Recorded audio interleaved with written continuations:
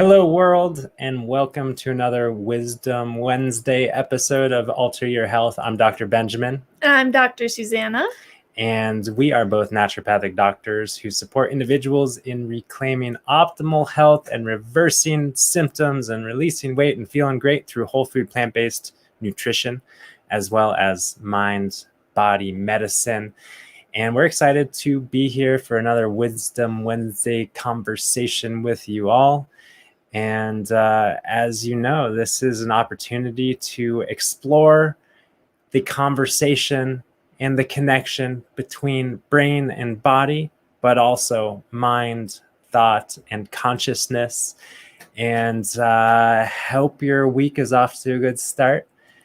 In terms of announcements, before we dive into lessons from kitty cats, which is the topic of our conversation today, I think the main announcement that is mindset focused is the new program that we're offering, which is actually on a sliding scale sort of basis called Peace on Earth.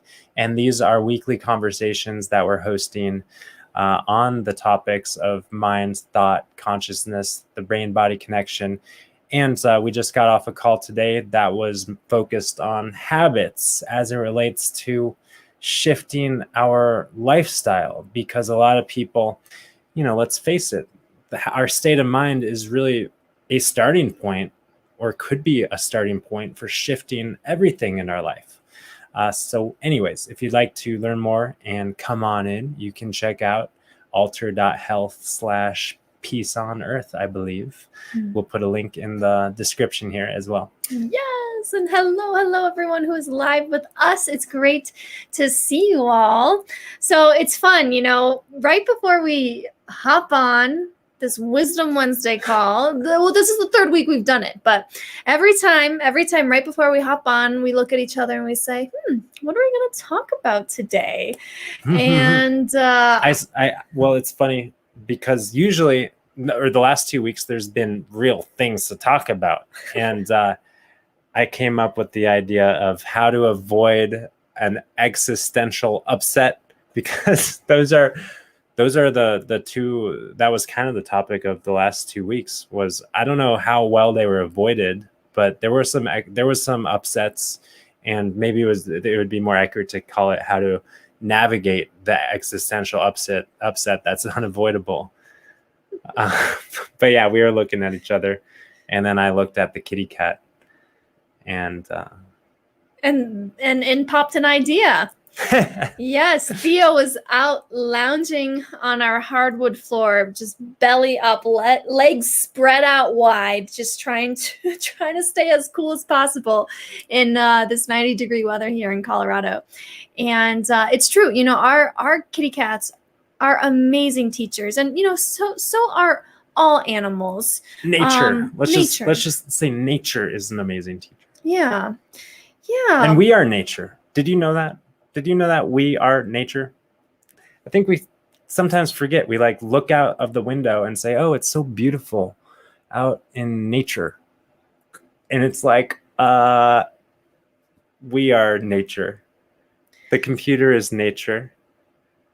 The glass of water is nature. And of course, the kitty cat lounging on the floor is nature. So what came up for you? Oh, well, I love thinking about how nature, once again, and I sometimes tend to think about nature like kitty cats and trees and squirrels and deer, but humans as well. Nature has this capacity to thrive and to be led by wisdom and to survive and to do what makes sense and to follow bliss. And that is just so evident by looking at kitty cats or trees or squirrels or oneself, if we allow ourselves to do that. So yeah, what came up for me was how I have a tendency to get frustrated with kitty cats, mainly the little one, who is sometimes very needy and sometimes very so amazingly cute and awesome. But really, what's going on, just if we unpack the relationship between me and our little kitty cat Theo, is it's me.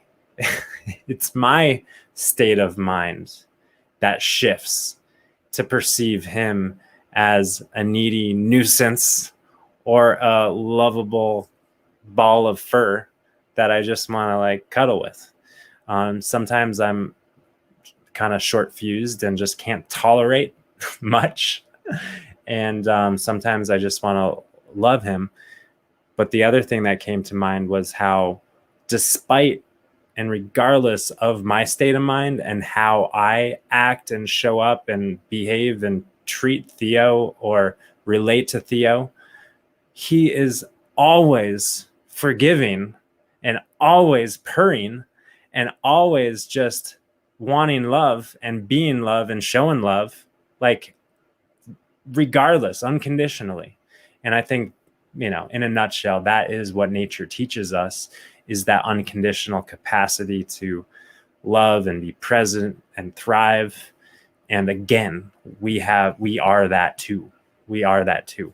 I'm remembering a little comic I saw at some point years ago that said God created dogs to remind humans how to play, and God created cats to remind humans how to rest.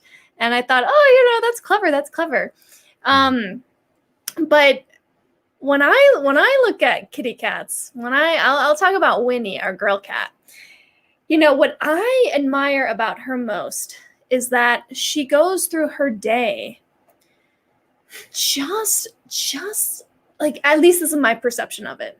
She goes through her day just acting upon whatever makes common sense to her in the moment. Or, it's like, she wakes up, she says, there's some sun on that couch, I'm going to go sit in the sun.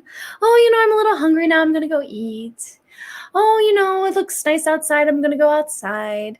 And it just looks so effortless how she flows through the day. And we could argue, well, she's a cat, she doesn't have to do anything.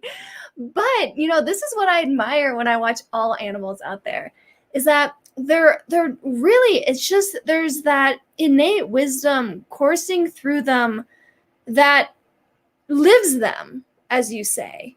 So, we see the chipmunk scurrying, busy chipmunk, catching all his nuts and burying them away, and then maybe taking a pause and waiting until he gets another inspiration to go do something else. And, it's like, okay, we're blabbering on about animals, but I think about this all the time, personally, for myself, because here we are humans.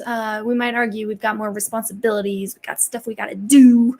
Gotta make sure we make an income. Gotta make sure we got food on the table. Gotta make sure we pick up the kids, whatever it is. But we still also have that wisdom coursing through us at all times.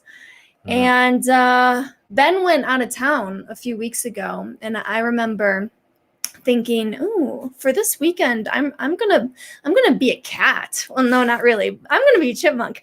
No, but I really had the intention of I'm really going to flow through my day, moment to moment, doing what makes sense in that moment, and see what comes of it. Because she can't do that when I'm around.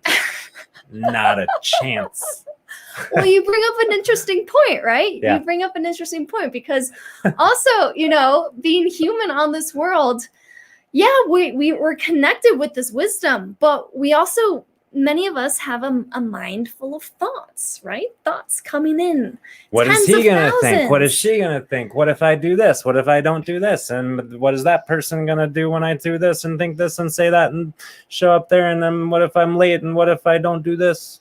Yes, exactly. So, yeah. So Winnie doesn't have any of that. She just does what she wants. Same with Theo. Maybe they're just really good at letting that go. But it's that wisdom that really brings us to act in whatever way we need to for the highest good, for our benefit. And I just think it's interesting. I think so many of us have been trained to just rely on thinking everything through, really relying on all of our mental activity to be productive in the day, to get stuff done in the day.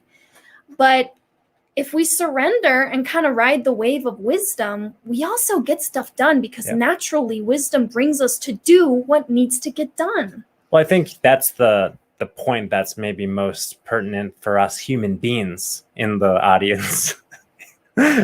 Because we've got this survival instinct, and we got to do this, we've got life, we got stressors, we got the news, we got stuff. And our life, we have this story, which I don't know to what degree it's true for you, but it's this story that our life is more complicated than the life of a kitty cat. And okay, maybe it is a little bit more, but how are we going to allow that to impact the degree to which we're connected with our natural true nature and instincts and well-being and wisdom? Just because we might perceive our world to be more complicated, then we're going to get all caught up in our thoughts and judgments and worries and grasp onto these kind of things rather than trusting in our true nature.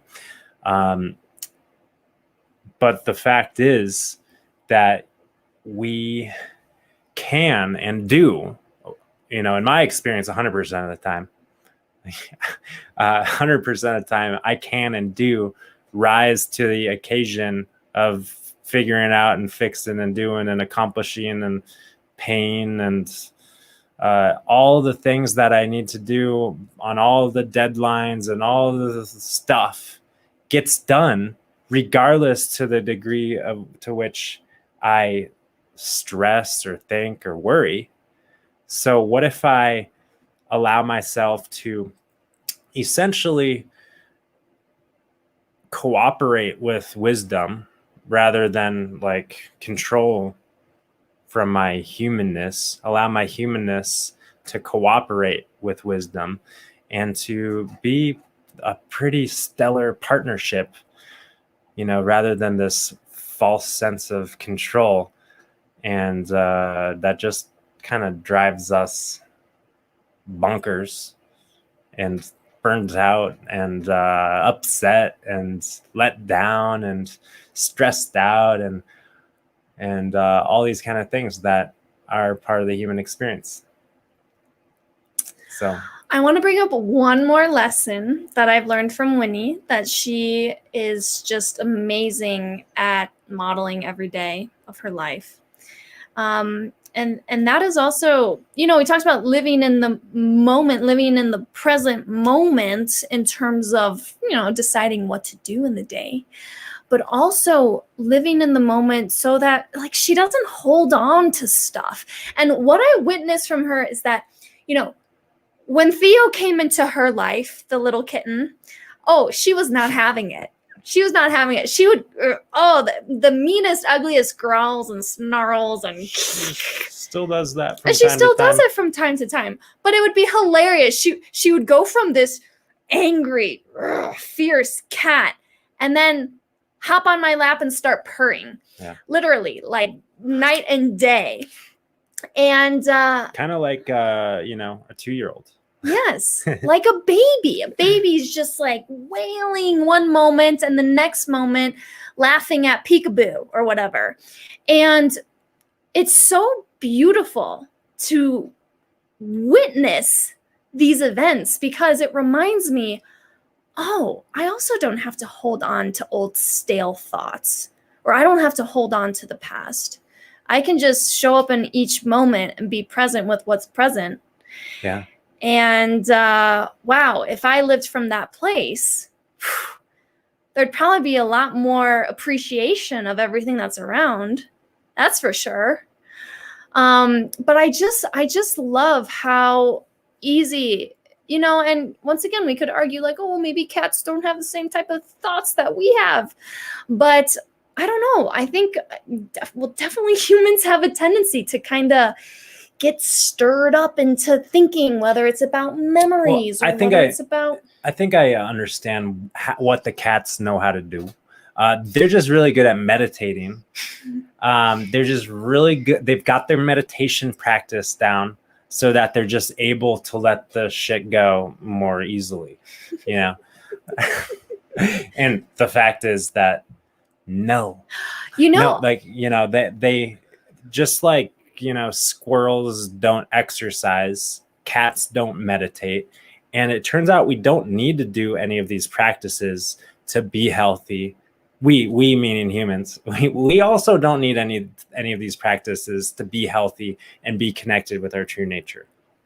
I've also noticed that Winnie doesn't judge herself if she just snapped at Theo.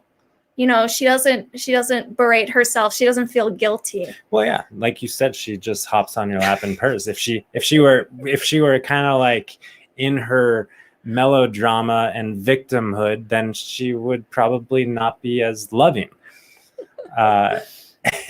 Yes. So, these are just a few lessons that we've learned from cats and nature.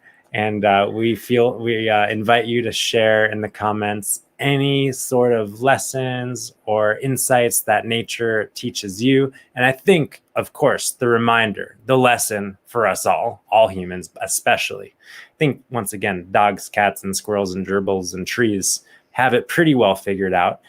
But we humans are also very much 100% of the time connected with the same stuff that is in the core well-being of our kitty cats and our puppy dogs. We've got that same stuff in us, and it's just our human tendency to overthink and judge that disrupts our feeling of peace, which is ever present. So, as we wrap up, I just wanted to say, for more kind of conversations and to join the conversation, rather, we invite you to join the Peace on Earth program, which is a new thing at Alter Health. Weekly conversations, drop in, sliding scale, show up and contribute your authentic self and creativity and wisdom as we start creating more peace on Earth. Because let's face it, we know that it starts from our experience moment to moment. That's where we have the most leverage and control. And what else do you have to say, Dr. Suze, as we wrap up? That's it. Oh, cool. Yeah. Sorry, I thought I cut you off. No. Well, thanks for hanging with us. Thanks for commenting and contributing and being part of nature with us. We appreciate you, and we'll look forward to seeing you guys next time. Bye for now.